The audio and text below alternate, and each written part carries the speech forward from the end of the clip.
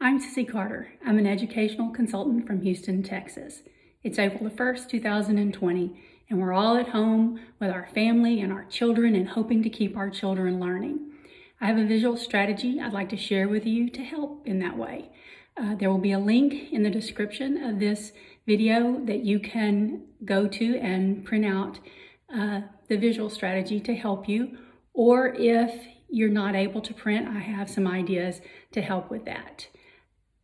Language is a really important part of helping our children continue to learn and to be able to excel in school when things are back up and running. Building language and vocabulary helps in every aspect of their learning. So I will share this strategy with you. This is the visual support or the strategy that I want to talk to you about in building language and vocabulary with your children. So we have some little visuals over here to the side and things that help us talk about words. So if I'm thinking about a word, I can think about, what is it for? See the for? Or what do you do with something? What is it for? I know you're not supposed to end a sentence with a preposition, but we frequently say, what's that for? Then this shape is in the shape of an oval. It looks like an eye. It helps me think about, tell me about what you see. What does it look like?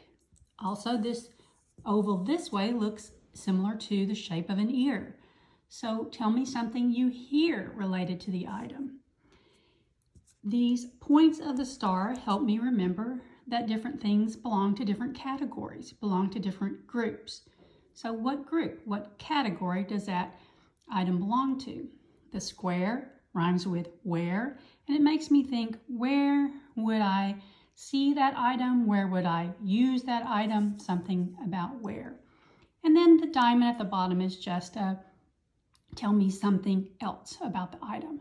So if you're using this support, even just the pictures, you can help build your children's understanding and language and vocabulary.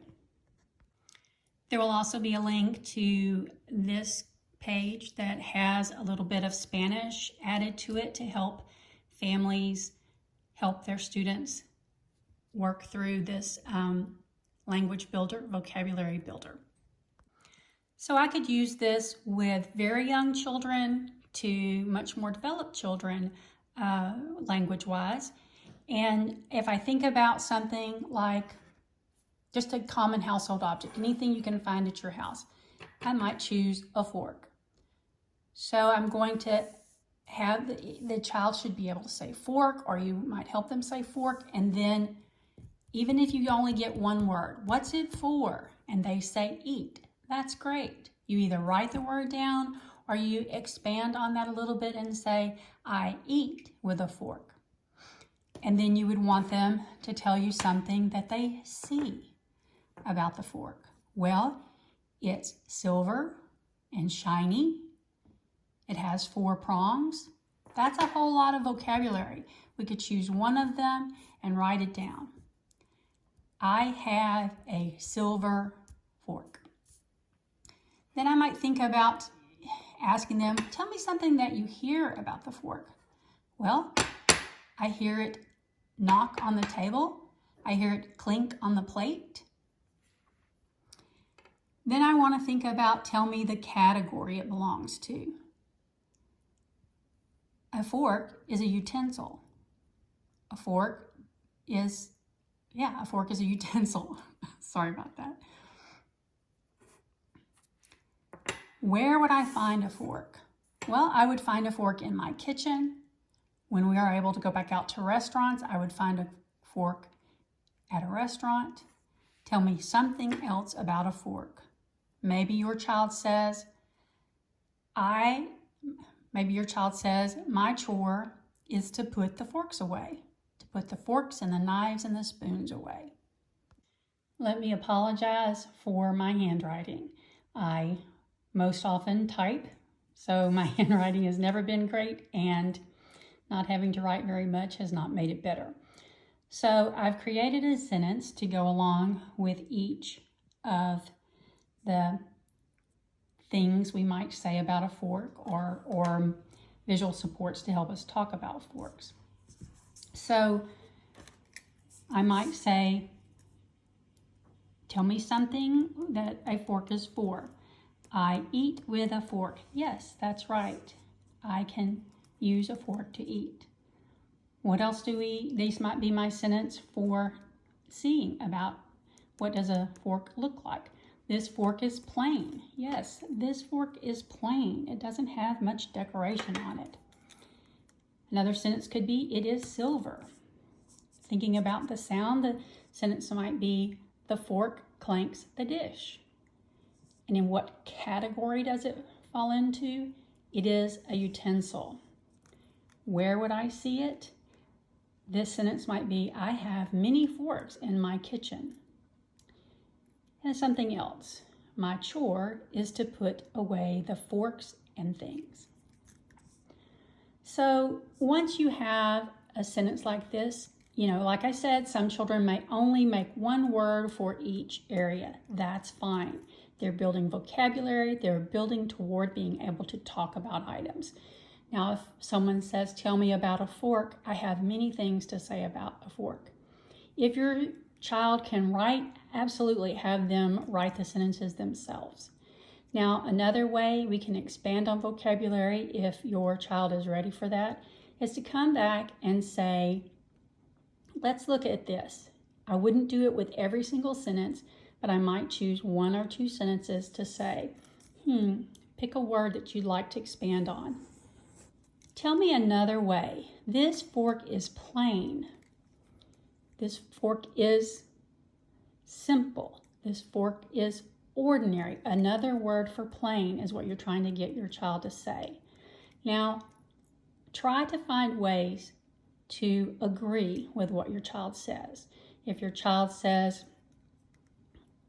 this fork is a utensil, well, yes, it is a utensil. So say, yes, that's right, a fork is a utensil, but we're trying to find another word for plain. This fork is plain, this fork is, and if they can't come up with it, you can give it to them. Simple. And then you could either erase this and write in simple, or put simple on top. So this fork is simple, this fork is plain, however that works for you. Another thing could say, okay, here we have this sentence. It is a utensil. Can we change that sentence and keep it the same? And you're trying to get them to something like, the fork is a utensil, or my fork is a utensil. You're just trying to help expand their written work, their language. So coming up with a variety of ways to say the same, to say the same thing. That's what we all do when we're writing. So another one might be, like I said, you don't want to do every sentence, but you might want to pick another sentence and say, is there another way to say many? I have many forks in my kitchen. So I might change the word to several. I have several forks in my kitchen.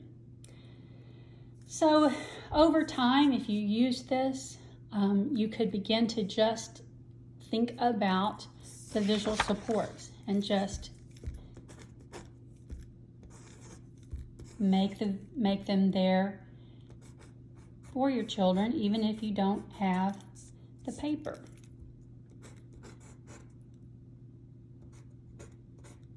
I am terrible at drawing, but you get the idea. What is it for? What does it look like? What does it sound like? What group does it belong to? Where might I see it? All the corners. And tell me something else about it. You could do that anywhere. When you're waiting to pick up your groceries, if you have the kids in the car with you, when you're sitting out in the backyard, trying to entertain them, keep them busy and moving. So as I said, I'll post this. I post a link to it in the comments. I also, If you would like for me to grab a common household object and demonstrate this again, you can put that in the comments and I'll come back with, if I have that object at my house, and demonstrate what we might write there. I know this is a simple support, but there are many ways it could be used. You could use it for writing and description of items, or even persuasive. Tell me about something that it is for that would persuade people to your opinion. Tell me something about the way it looks that would persuade people. So you could use this form in a variety of ways. It would be one more activity to add to your day or your week, whatever works for you. I hope it's helpful. Thanks.